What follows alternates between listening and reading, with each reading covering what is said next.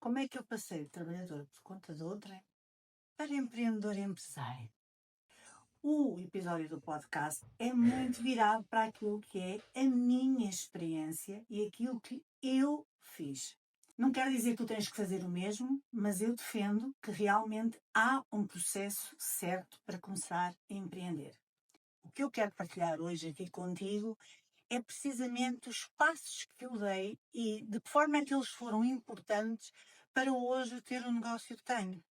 Num dos empregos por onde eu passei, quando decidi sair de lá, um dos clientes da empresa onde eu estava a trabalhar decidiu vir atrás de mim.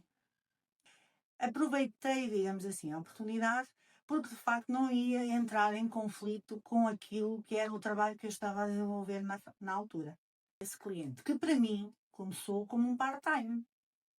Então eu comecei a fazer a contabilidade desse cliente. A partir daí eu comecei a criar o Facebook, comecei a criar uma marca, a construir, e a verdade é que pouco a pouco eu fui construindo e adquirindo mais clientes.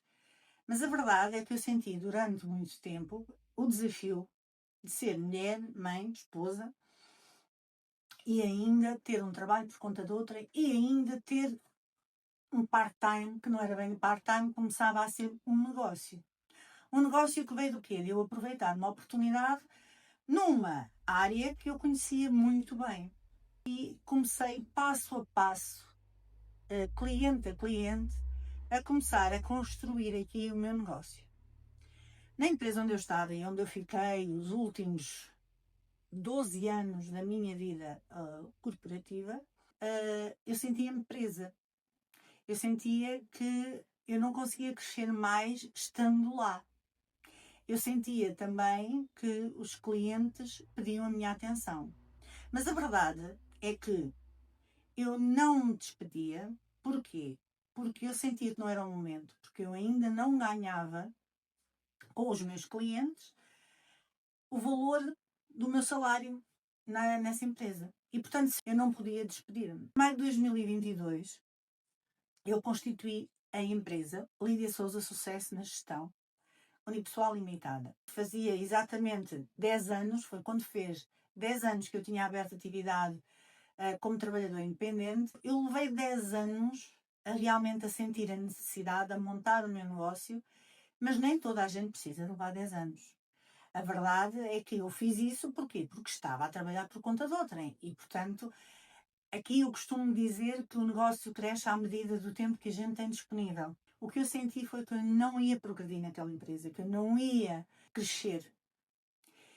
E que eu estava a investir muito no meu crescimento pessoal, eu estava a investir muito no meu crescimento de competências, de aquisição de ferramentas para ajudar os empresários e empreendedores e não estava a conseguir ter tempo para poder pôr isso em prática e para poder ajudar aqueles que já eram meus clientes.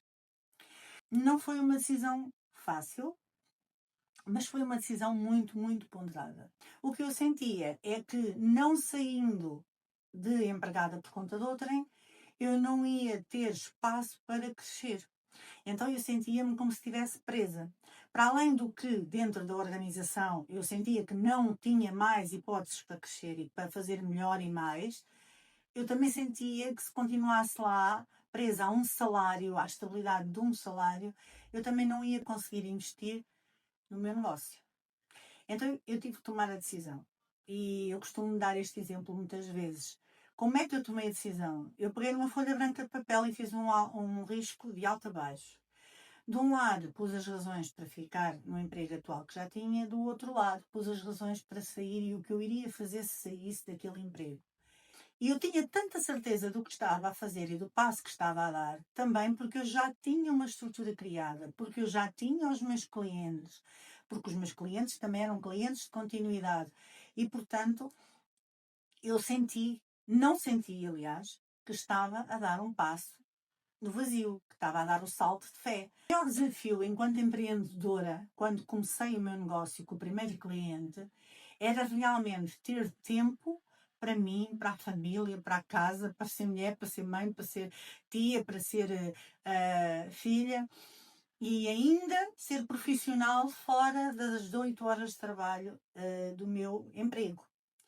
mas a verdade é que eu consegui fazer com que o negócio fosse crescendo aos poucos, com muitos desafios, com muitos fins de semana que não se passaram em família porque eu tinha de trabalhar, com muitos serões, mas eu fui conseguindo. Mas a verdade é que eu sentia que podia fazer muito mais e melhor.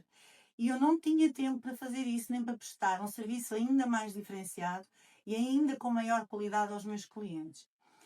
Então, realmente eu decidi sair. Quais são os desafios a partir do momento em que eu passo a ser empreendedora a full time e começo a dedicar-me ao meu negócio a 100%? Aqui os desafios são outros. O meu escritório é em casa e, portanto, já te apercebeste quais são os desafios que podem surgir quando uma empreendedora está a trabalhar em casa.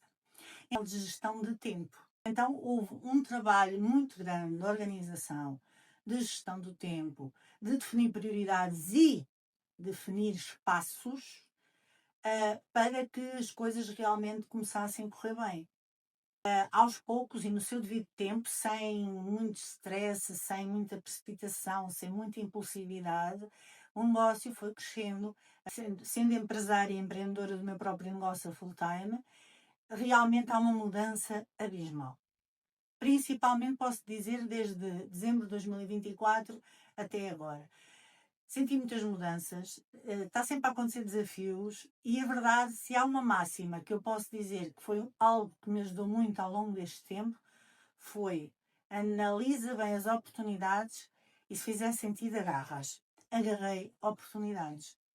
E para isso nós precisamos de estar bem alerta, bem conscientes daquilo que nós queremos no nosso negócio e precisamos de estar com os olhos bem abertos. E se nós soubermos exatamente, neste caso, porque eu sabia, posso dar um exemplo, nós soubermos exatamente aquilo que queremos, não vai ser difícil andar pelo caminho. Podem aparecer obstáculos, podem aparecer dificuldades, mas tu vais saber lidar com elas com muito mais leveza. E isso vai fazer com que as dificuldades ou os problemas, que eu não gosto de chamar problemas, se transformem em oportunidades para crescer. E basicamente foi isto que eu fiz na minha vida de empreendedora, foi aprender e aplicar. Aprender e aplicar.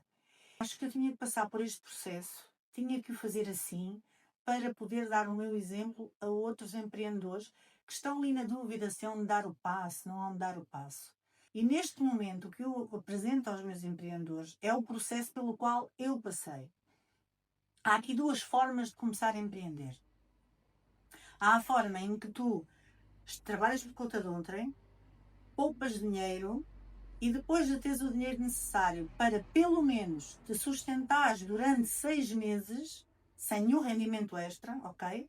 Para teres o dinheiro suficiente para te sustentares durante 6 meses, então podes dar o passo. Mas eu costumo dizer que se tu não tens experiência no mercado, se é algo novo, se tens de tirar a formação, se não tens clientes, tudo isso, não tens experiência no produto, etc., então deves começar passo a passo enquanto ainda és trabalhador por conta de outrem. E quando tu tiveres estabilidade, quando tiveres clientes, quando tu sentires que não tens tempo para atender os teus clientes, que te atrasas a atender os teus clientes, que não consegues prestar o serviço com a qualidade que tu gostarias de prestar, mesmo para o cliente, e lá está tudo bem. Então aí se calhar está na altura de dares o passo. Há estes dois caminhos.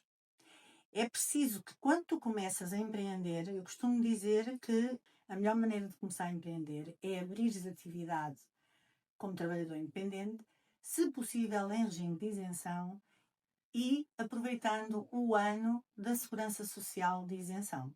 Isto vai-te permitir o quê? Vai permitir que tu tenhas mais liberdade, menos preocupações, para que possas pôr a tua criatividade em prática e criar produtos diferenciados, serviços diferenciados, possas fazer prospecção de mercado e angariar os clientes. E quando as obrigações surgirem, porque também deixas de ter isenção ou atinges o limite de faturação, ultrapassas o limite de isenção de faturação, então aí nessa altura tu já tens estrutura também para aguentar as despesas que vão surgir e todo o crescimento do teu negócio. Se o negócio for feito passo a passo, começando do mais simples, para depois, com a evolução, começar a ficar mais sólido, mais consistente, com mais estrutura, os negócios têm toda a probabilidade de se sustentarem ao longo do tempo e de serem consistentes e terem resultados duradouros. E eu acho e defendo, qualquer empreendedor quer isso para o seu negócio. Até há uma máxima que eu costumo dizer: nenhum empreendedor é empreendedor para ser pobre ou para ser escravo do seu negócio. E então, eu, como gestora de empresas e contabilista, também ajudo através do meu podcast, através das redes sociais, através de outras ferramentas que tenho, precisamente a ajudar-te nesse caminho, porque eu quero que o empreendedorismo seja leve, que o empreendedorismo seja fácil e que tu tenhas o apoio que tu precisas no teu negócio para crescer. E porque eu acredito nisto, mais uma vez eu tenho de falar do evento Gestão 360. O evento Gestão 360 vai acontecer no dia 11 de novembro deste ano. E tu tens que estar presente. Porque se és empreendedor, se és empresário e queres realmente crescer, se tu sentes esse desejo genuíno de crescer como pessoa e também fazer crescer o teu negócio sem esforço, mas com o maior conhecimento possível, com as melhores ferramentas possíveis, com o melhor networking possível, tu tens que vir ao evento Gestão 360.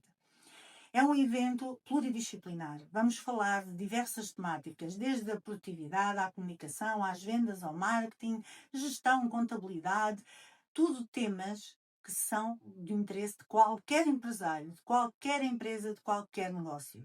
Porque aqui o objetivo genuíno é ajudar-te a crescer.